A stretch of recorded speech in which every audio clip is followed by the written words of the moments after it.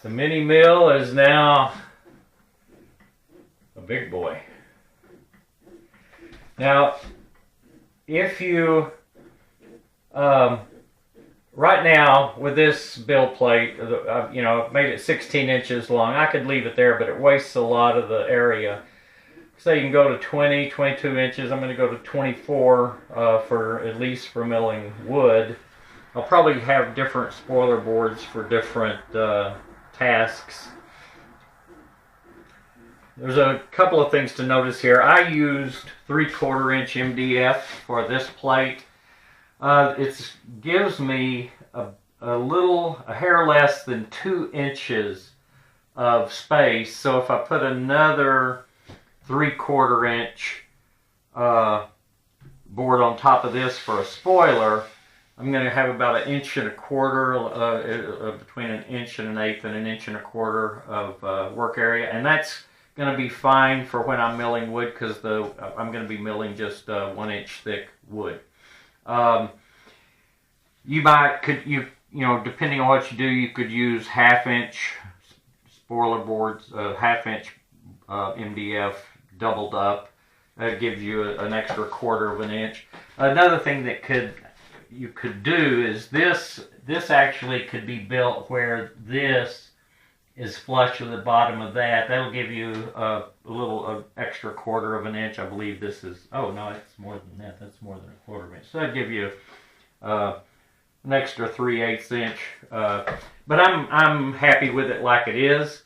I can't wait to try it. I'll probably be back with some sort of wrap up or something later. One option that I thought about was using, to get the 24 inches, or actually it wouldn't be 24 inches. I think I calculated it. If you use 2 of these open build plates back to back, okay, and then mount your board on top of that, it'd be a little difficult to get everything set up right. But if you did, I believe that gives you it gives you almost 21 inches of travel build space. So you could get 21 without having to cut your own board. I'm cutting my own build plate so I can get 24 inches. But you might be happy with just this setup. Another thing you could do is, if you were happy with a 10 1/4 by 16, you could just cut down your Y-axis to a more appropriate length so it didn't cantilever out on both ends as much. One other thing, notice how much space I have here. Now this was 10 1/4 inches.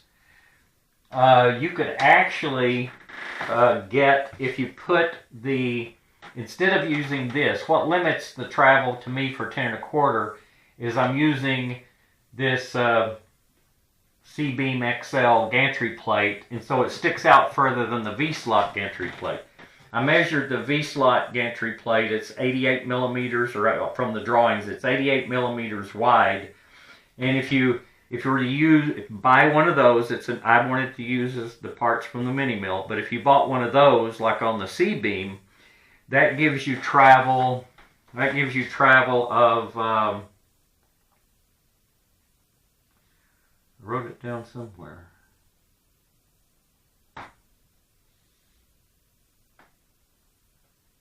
Well, 88 from 390. I think I calculated it's 11 3/4 inches. And there's plenty of room between here. So you could get almost the build width of the C-beam machine by using the V-slot gantry plate instead of the mini mill XL, the C-beam XL gantry plate. And there's, like I say, there's enough room in here. So you could go up to 11 3/4 inches wide, okay? But this is what I've got, and I'm satisfied with it. 10 1/4 inch, it's actually, I think, 10.4 inches is how much travel I have from before these two bump into the sides. So I'm happy with 10 1/4, and that's how the width I will stay with. Anyway,